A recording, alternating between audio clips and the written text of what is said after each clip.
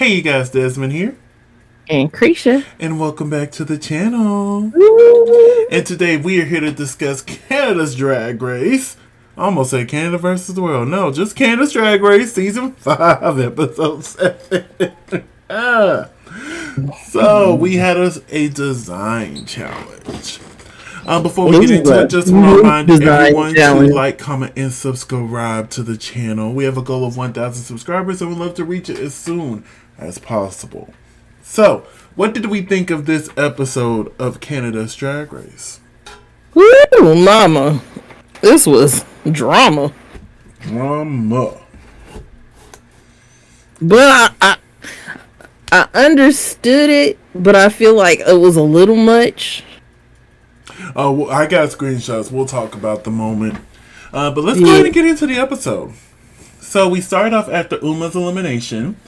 The queens, the Virgo queen and Michaela, wipe away the message. They sit down. They're talking about, decisions that they made, why they made them. And maybe I just felt weird, but I didn't understand Virgo's frustration in this moment. I think just because everybody had something to say, and then it was like, well, nobody's asking me how I feel. I come in and I ask everybody else how they feel, but nobody's asking me how I feel. I mean, I feel that way sometimes too. And don't get me wrong, I understood that, but when she went on the rant about I want to be here with people who want me to be here, and et cetera, I'm like, sis, this is a competition. Right. If we're going to be fair, if I was there, I would not want you in the finale because I knew I would lose. Right. I didn't understand. I understood not feeling like her voice was being heard because I was with her at first. I'm like, yeah, say something. But then the rant kept going. I'm like, whoa, we took a pivot. I think she just let her emotions get the best of her. She let it all out in that moment. But once she pivoted, I was like, whoa. Virgo, you kind of, I'm trying to jump with you, but I don't think I can jump off this cliff with you, honey. I don't think I can. Because like I said, I understood feeling like your voice isn't being heard. But when she started talking about, I want people to want me to be here, nobody checks in on me, et cetera, in the click thing. And I'm like, I can understand coming into an environment and you feel like you're on your own. But you mentioned clicks. You had your own clique as well. It's just your clique has all gone home, and now you're expecting the other cliques to just welcome you in. And it don't always work that way. But yeah, I just thought it was the weird pivot that rant took, and I'm like, wait, what? I'm like, okay, honey, it's all right. I think it started out one thing, and then she just everything came out. Everything came out. But that's okay. I still want her to win. Either her or Michaela. Damn, okay? But they talk. It's the next day in the workroom. They come in. They discuss wins and discuss how Helena doesn't have one just yet. Mama Ru gives the room mail. Brooklyn comes in and announces that they're doing a mini challenge. It's going to be a little improv challenge where they're going to be interviewing to be Brooklyn's assistant. And they have 15 minutes to get into quick drag. And Brooklyn says she had 15 minutes too. But that looks more like she had more than 15 minutes. Okay. Or maybe she's just that good that in 15 minutes she could. But at the same time, Brooklyn has a team, which means she walked out of that. Maybe the team had 15 minutes. The team had 15 minutes, which means she stood there while somebody took her shirt off and put a jacket on, put her necklace and earrings on, fixed her wig while somebody else did her makeup and blush.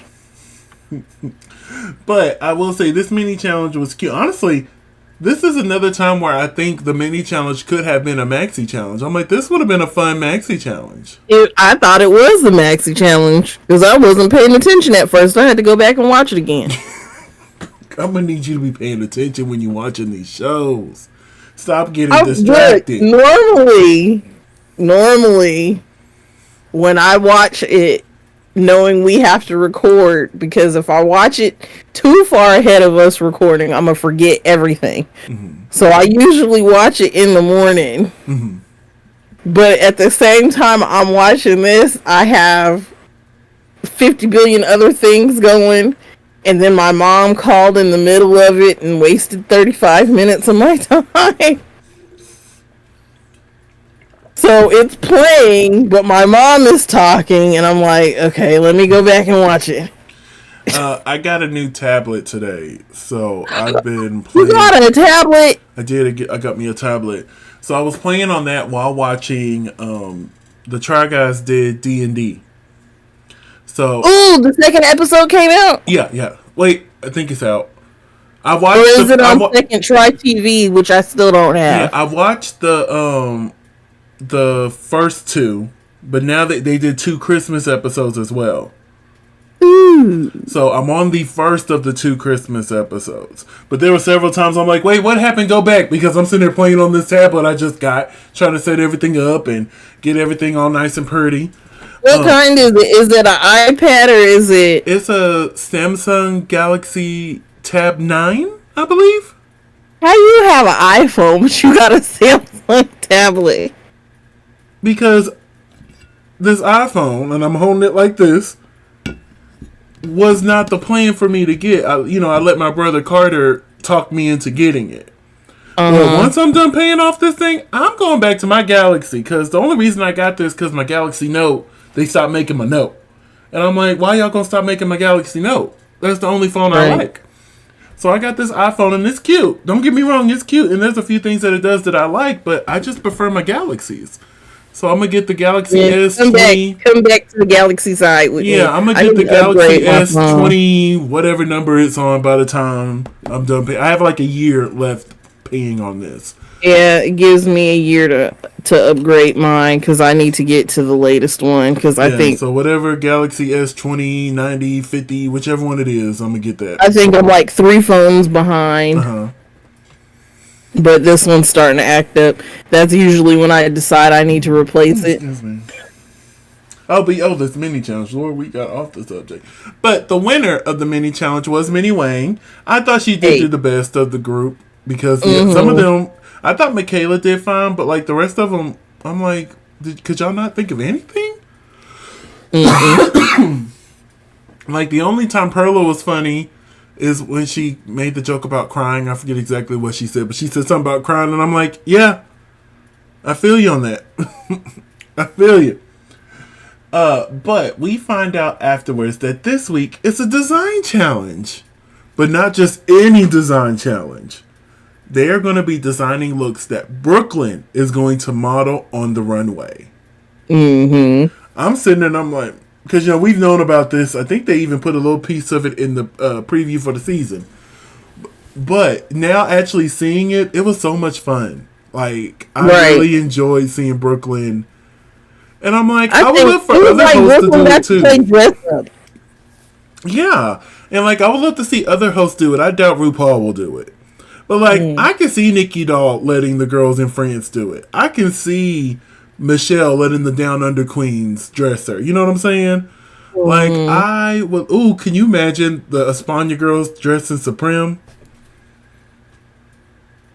Supreme might actually have some style for once. Stop it. She be having style from time to time. From time to time. You leave Supreme alone. But anyway, so that's the design challenge. Suki Doll came in for a quick second to give them some tips and guide them in the direction that they needed to be. Mm-hmm. And now, let's get to the main stage. Up first is our hostess with the mostest, Brooklyn Heights. What did you think of Brooklyn, and what's your score? I said, oh, how cute. She said, I'm going to wear a fancy coat. So that it's easy to change so that out it's of easy to take off and put on. Yeah. So once I'm done with all their clothes, floop, all right, back on. We're good. All right, time to go judge now. Let's go judge. But what's your score for Miss Brooke? It's a beautiful, gorgeous coat. Love the color. Not just because it's blue, but it's just this brilliant. I was going to say blue looks good on her. This royal blue really looks good on her. Yes, cerulean. Cerulean. Yes. Although, is cerulean a blue? I thought cerulean was a purple.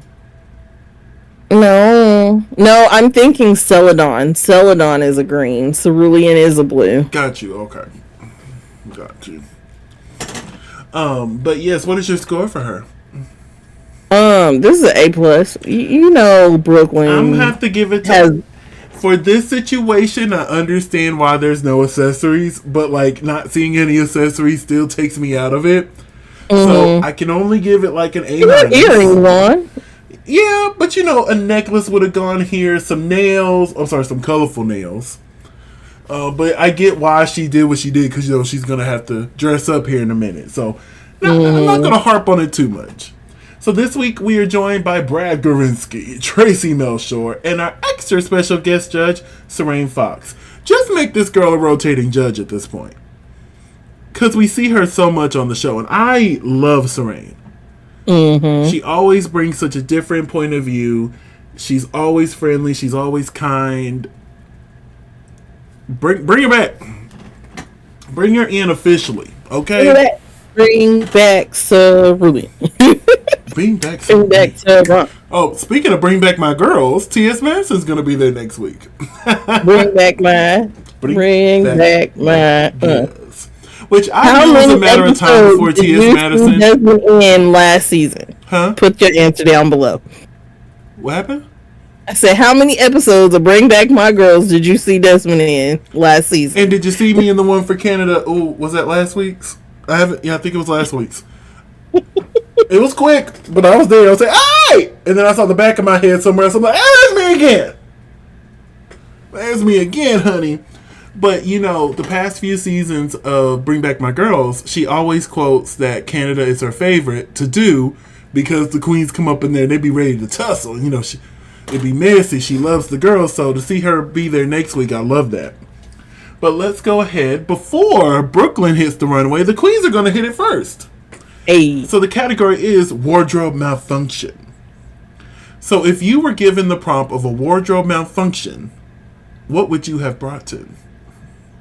I don't know. It would have been something with buttons, and because all my titties was gonna pop out, because that's what happens all the time. My titties pop out. I got to pin everything.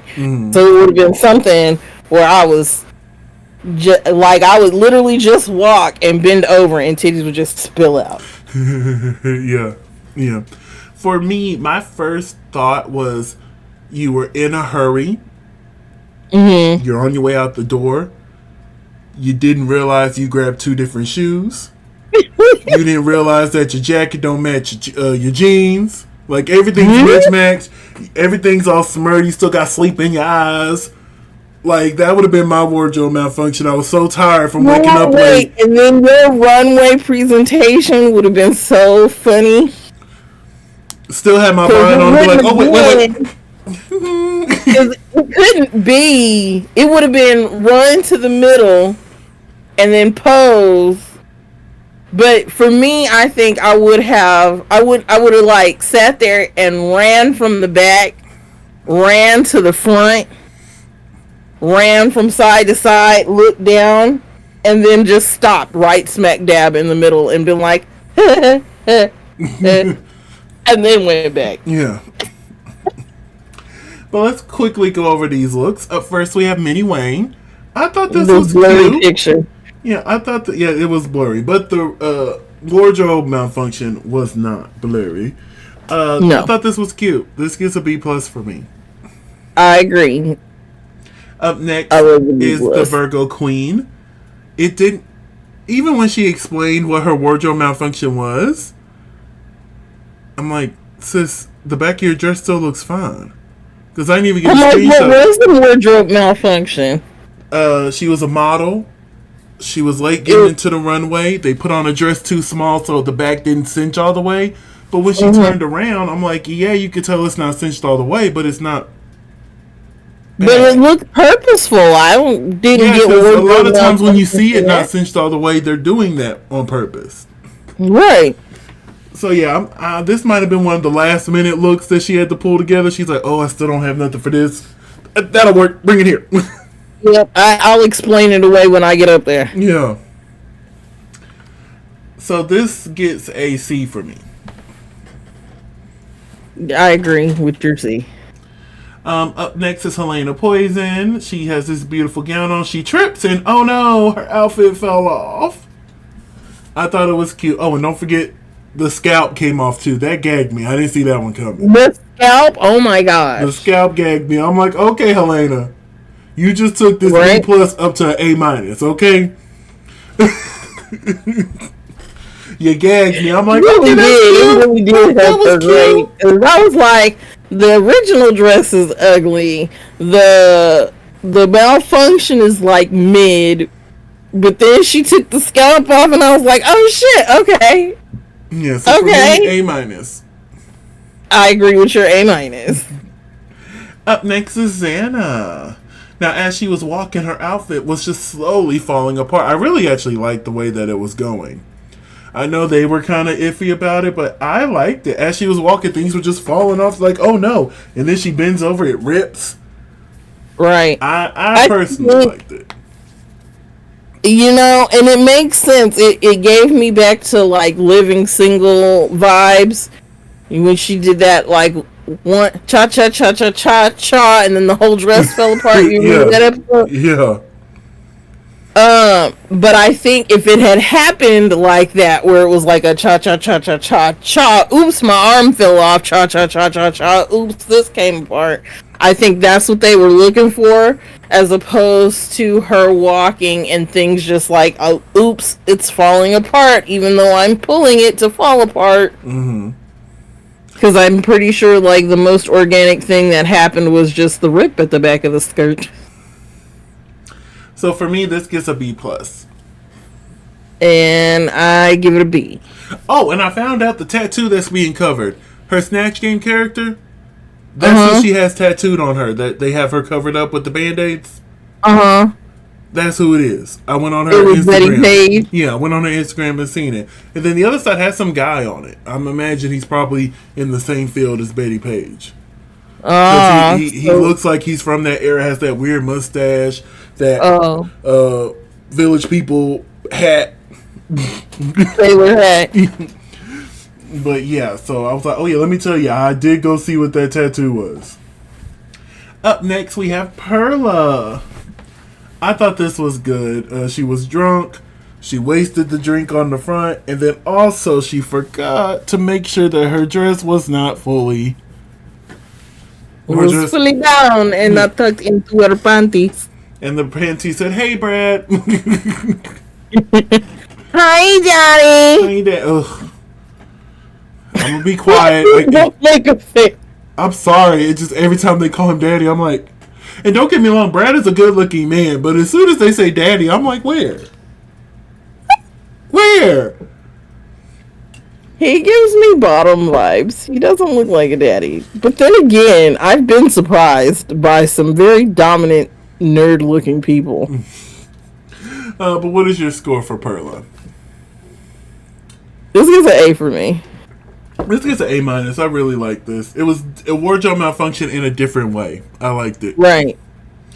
Up next is Michaela Couture serving us some butterflies, and the back of her dress ripped, which actually did happen. Yeah. And that wasn't the wardrobe malfunction she initially planned. And I'm like, why did you tell us that? First of all, I would have kept that to myself. That part. Because I thought this was perfectly fine. So when she said that, I was like, oh. Baby, I would have kept that to myself. Mm-hmm. You would have never known that that was not the original wardrobe malfunction I had planned. Exactly. Never. Like, not at all. But overall, thought it was cute. I like the wardrobe malfunction. It gets an A- for me. And I agree with your A-. She got some great legs. So now, here comes the fun part. The category is The Devil Wore Custom. Not the devil. So up first, we have Brooklyn Heights wearing Minnie Wang. What did you think of Minnie Wang's creation? Gorgeous. Fucking amazing. But then again, like, Brooklyn can pull off any fucking thing. But even seeing, like, Minnie took photos in this dress, too, and posted them on Instagram. And I'm like, damn, it looked good on you, too. Mm-hmm. I'm like, Minnie really turned this out. And Brooklyn being the professional that she is, when she was woofing her arms at the end, I'm like, right? Selling it, baby. Selling it. Sell the garment. Sell it. You were the queen of the North for a reason, honey. Yes. True North strong and what? Fierce! Oh, my goodness. But yeah, this gets an A+ for me. A+. A+. So up next, we have Brooklyn Heights wearing the Virgo Queen. What did you think of Virgo's creation? Like, outside of Brooklyn, it was a mess. Even on Brooklyn? Well, yeah. Even on Brooklyn, it was a mess. Yeah, it's a no for me, The top looked too big. I don't know what was up with that draping. Yeah, Brooklyn tried really hard. Yeah. She tried so hard to sell it. She really tried. And you could tell she was putting in work. She was like, I'm going to make this work. And unfortunately, it didn't. Yep. So what is your score? This gets a no for me, dog. Yeah. Up next, we have Brooklyn Heights wearing Helena Poison. Everything I needed in this life. It gives Helena, but also Brooklyn. Mm-hmm. I just really enjoyed it. Now, I wasn't a big fan of the shoe that she chose for Brooklyn. Mm-hmm. But other than that, this gets an A for me. I have some constructive criticism. Okay. Not necessarily because I am a seamstress or anything else like that. I know how to sew. I just have not ever put together a garment. I really think that the tool could have been in a different position, but I understand they were trying to hide a multitude of sins. Unfortunately, everybody else was like, oh, you couldn't even tell because of that. You were distracted by it. And me being the kind of person that I am, I was looking for it, so I found them all, and it kind of messed me up. However, all that aside, this gets an A for me. Up next, we have Brooklyn Heights wearing Xana. What did you think of Xana's creation? Fuck was this? The fuck was this? What the fuck was this? What the fuck? It looked like a fucking moo from the front. Yeah, I can see it. I could definitely see that moo. Yeah. Yeah. This is a no for me, dog. It's a no for me, dog, too. And I love blue. And it had some positives. It took away Brooklyn's shape, and you know Brooklyn got shape, she got body. You couldn't see her legs. She looked uncomfortable. Talk about trying to sell an outfit. She was trying and working overtime. Forget 9 to 5. She was working overtime. She was working 9 to 9 that day. Jesus H. Christ. The heart of the ocean and everything. No. It looked like the Nonagon. She got a billion blue eyes on her. And if you're a Critical Role fan, you know what I'm talking about. So up next, we have Brooklyn Heights wearing Perla. This was so fucking good. If it wasn't for that small thing in the back, I truly feel like Perla could have got the win this week. Facts. And I believe she said it untucked from taking it off the mannequin to giving it to Brooklyn. That's where the hand stitch came loose. She said it on the stage. Oh, she said it on the stage. Okay, I knew she said it somewhere.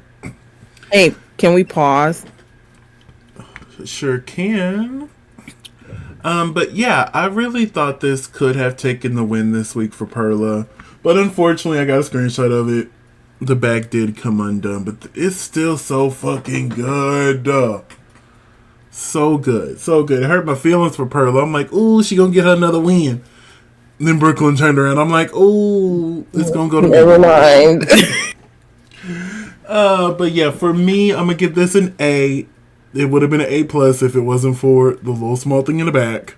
So I'm gonna give it an A. What is your score? I agree. I give it an A. Up next, we have Brooklyn Heights wearing Michaela Couture. What did you think of this look?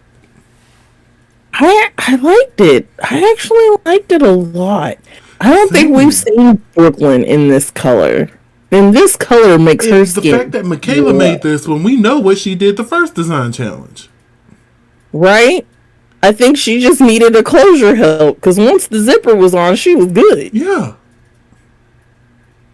And snatched her body in. She looks so every good. curve and swerve. I think it could have used a couple more like strings of pearls across the bottom. I would have chose a different shoe. But this was great. I was so proud of Michaela when this came out. Right? I was like, you better. Well, you better. So proud of you. So this gets a B plus for me. Because when you get, look, I give it an A minus because for somebody who does not know how to sew, she got that ruffle on that shoulder. Baby. And ruffles are hard. Baby, she did it. She did that. Did it good. So we have all of our looks lined up here. Who had your favorite design? My favorite design was Minnie Wang. Baby, not even gonna right into her because I knew we were both gonna say the same name. Minnie Wang. Honorable mention Perla. Unfortunately, the back just didn't give you what you needed. Honorable mention Michaela because that was everything I needed. It just needed a few more lines. For me, like this week, it was a clear bottom two because the other four did great. Right. So I was like, oh, we know how this is gonna fall. I'm like, are they gonna do like 4 tops, 2 bottoms, or are they gonna have to force somebody to be? You know how there's always gotta be that low placement. But after they get their critiques, they go backstage. Normally, we don't talk about Untucked. But this is the Untucked where we finally got the head-to-head from Xana and Michaela Couture. So I'm going to say my piece first. I personally completely understand where Michaela was coming from. Because this is not the first time that Xana has said something to her, trying to knock her down a few pegs. If you go back and rewatch the season, there's been several times where Xana has came for Michaela for no reason. Now, I don't think I would have responded the way Michaela did, but I understood why. I'm like, I wouldn't have done this, but baby, go off, because she's not going to learn until you go there with her, because clearly being nice hasn't clicked it there for her. So you got to show her who you really is. Have your crash out moment, as people like to say now. And she did. She had her moment. To the point where she even left the room and was talking about quitting the competition. Was she really talking about quitting the competition? Even Brooklyn, she was at Roscoe's. She even stated that she was threatening to quit. So it was just, I'm like, I'm glad she was able to come back in. She sat down. She said, "You will never make me feel like this again." Next conversation. Right. Next conversation. I'm like, yeah, let's switch the conversation, y'all, immediately. So what did you think of the whole Xana and Michaela situation? So throughout the course of this season, Michaela has handled everything that Xana has thrown at her with a level of grace that not a lot of queens have had. Like with this situation, I immediately thought back to you're telling me how to act, telling me how to react, but not her how to act type situation. Like, because don't, you're not going to sit here and do this. And dealing with somebody who is apathetic like that, somebody who is so dry with their delivery, and it feels like, oh my gosh, why are you coming for me for absolutely no reason? I've been in that space, And I've handled it the way that Michaela has handled it in the past, where it's just kind of like, you know what, I'm gonna walk away before I say something else. And it was to the point where I switched jobs because of it. At the job I'm at currently, my GTL was dealing with it, and she got to the point where she was just like, you know what? Aside from not having any help out here because she was a single mother, she's also dealing with people who are not parents, people who have no kids but are teaching kids, who, according to sources, theoretically don't even really like kids, telling her, well, I think that you're missing work on purpose because you don't want to be here just because their child is sick. No. And she could have handled it the way that this situation went. Michaela handled this with so much grace. I don't think she was wrong in her delivery. The fact that she took the time to actually walk away and is just like, you know what, I'm just not going to deal with you. All she did was come in, say her piece, and walk out. She said what she needed to say, and she got out the way and was like, I don't know if I can do this, because I'm pretty sure it was taking a toll on her mental health. It was like, you know what? There's like 3 episodes. You gotta remember, they don't know each other. They're learning everybody's personalities. You're in the pressure cooker that is Drag Race. Exactly. You're not allowed to speak to your family or friends. You're a support team.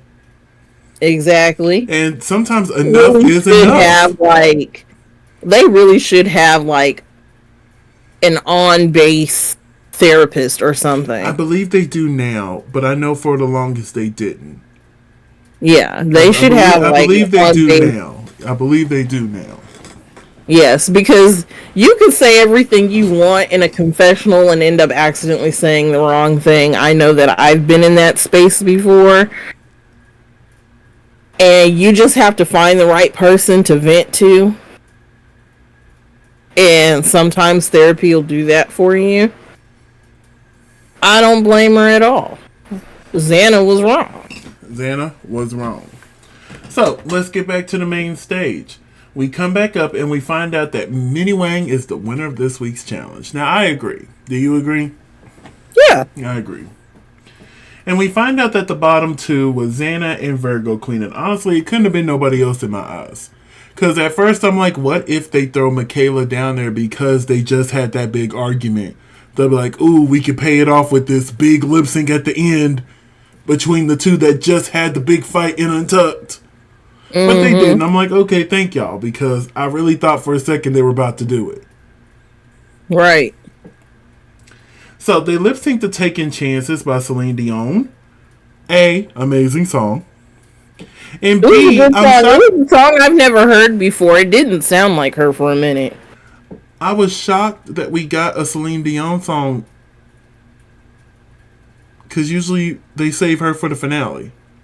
Right. So are we not getting a Celine Dion song for the finale? Like, what we doing here? Hold on now. Whoa. You know, that's one thing. Well, we usually get like 2 or 3 Celine Dion songs. Sometimes. But sometimes it's just the finale. But then again, they got some more money in their pocket. So maybe they're like, we can afford 2 this season. We can afford 2.